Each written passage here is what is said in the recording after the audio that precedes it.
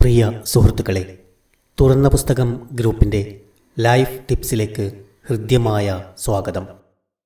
ഒരു കൂട്ടം വ്യാപാരികൾ യാത്രക്കിടയിൽ മരുഭൂമിയിൽ അകപ്പെട്ടു. കച്ചവടത്തിൽ നഷ്ടം വന്ന് മനസ്സ് തകർന്നിരുന്ന അവർ ഇതോടെ ആകെ തളർന്നു.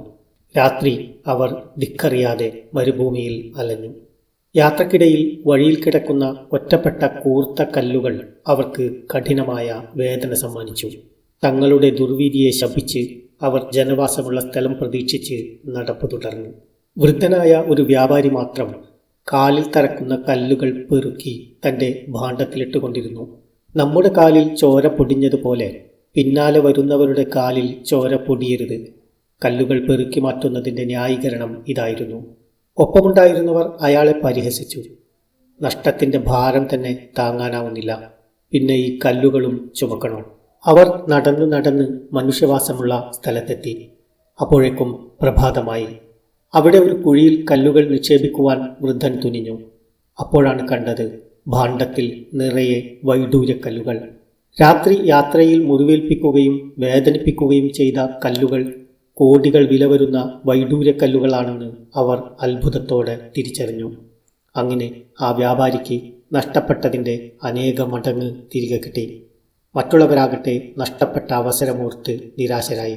ജീവിതത്തിൽ നാം നേരിടുന്ന പ്രതിസന്ധികളും പ്രശ്നങ്ങളും ആത്യന്തികമായി നമുക്ക് ഗുണകരമാകും എന്നതാണ് ഈ കഥ നൽകുന്ന പാഠങ്ങളിലൊന്ന്.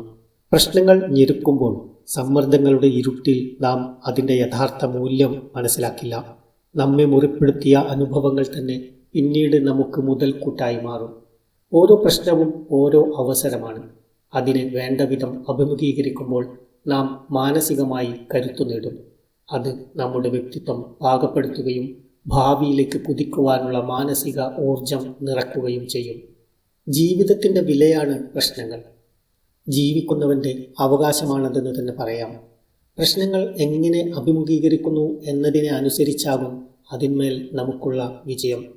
ചുറ്റിക കൊണ്ട് അടിച്ചാൽ ഗ്ലാസ് തകരും. ഇരുമ്പിലാണ് അടിക്കുന്നതെങ്കിൽ അതിന് കരുത്ത് കൂടും. മാത്രമല്ല, ഓരോ അടിയും ഇരുമ്പിനെ പദം വരുത്തും. അതുപോലെ ജീവിതത്തിലെ ആഘാതങ്ങൾ ശരിയായി നേരിട്ടാൽ അവ നമ്മളെ പരുവപ്പെടുത്തും. ആ സമയത്ത് നമ്മളത് തിരിച്ചറിഞ്ഞു എന്ന് വരില്ല. പക്ഷേ പിന്തിരിഞ്ഞു നോക്കുമ്പോൾ അന്ന് അങ്ങനെ സംഭവിച്ചത് എത്ര നന്നായി എന്നാകും നമ്മൾ പറയുക. ചിലർ പ്രശ്നങ്ങളിൽ നിന്ന് തന്നെ മുഖം തിരിക്കും. എന്നാൽ ഭാവിയിൽ ഇത് തിരിച്ചടിക്കുമെന്നും പ്രശ്നം ഗുരുതരമാകുമെന്നും അപ്പോൾ അഭിമുഖീകരിക്കാതെ പറ്റില്ലെന്നും നമുക്കറിയാം. നിർഭയത്തോടെയും നിശ്ചയദാർഢ്യത്തോടെയും പ്രശ്നങ്ങളെ അഭിമുഖീകരിക്കുക എന്നതാണ് പ്രധാനം. ഒരു പ്രശ്നമുണ്ടെങ്കിൽ അതിനൊരു പോംവഴിയുമുണ്ട്. സ്വച്ഛമായ മനസ്സോടെ ആലോചിക്കുമ്പോൾ മാത്രമേ പോംവഴി തെളിഞ്ഞു കിട്ടൂ എന്ന് മാത്രം. പ്രശ്നങ്ങൾ വളർച്ചയ്ക്കുള്ള അവസരങ്ങൾ കൂടിയാണ്. ഭയം, ഉത്കണ്ഠ, അമിത ആകാംക്ഷ, സംശയം, അപകർഷതാബോധം തുടങ്ങിയവയാണ് നിശ്ചയദാർഢ്യം ഇല്ലാതാക്കുന്നത്.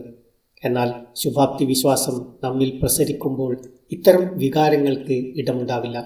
എല്ലാ പ്രശ്നങ്ങൾക്കും പ്രതിവിധിയുണ്ടെന്നും ഇവയുടെ കുരുക്കഴിക്കുമ്പോൾ പ്രശ്നം പരിഹരിക്കുന്നതിനോടൊപ്പം നാം കൂടുതൽ പ്രസരിപ്പും ആത്മവിശ്വാസവുമുള്ള വ്യക്തിയായി മാറുമെന്നും തിരിച്ചറിയുക.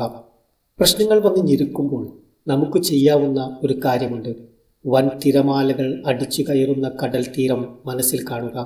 അതിലെ പാറക്കെട്ടിൽ ഇരച്ചെത്തി അടിച്ചു കയറുന്ന തിരമാലകളുടെ മഹാശബ്ദം, പ്രക്ഷുബ്ധതയ്ക്ക് നടുവിൽ ശാന്തമായി പറന്നു കളിക്കുന്ന ചെറുപക്ഷികൾ, അവയുടെ പ്രശാന്തത നമ്മുടെ മനസ്സിലേക്ക് ആവാഹിക്കുക.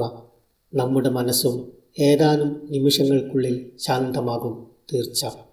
ശാന്തമായൊരു മനസ്സോടെ ജീവിക്കാൻ എല്ലാവർക്കും കഴിയട്ടെ എന്ന് ആശംസിച്ചുകൊണ്ട് നന്ദി.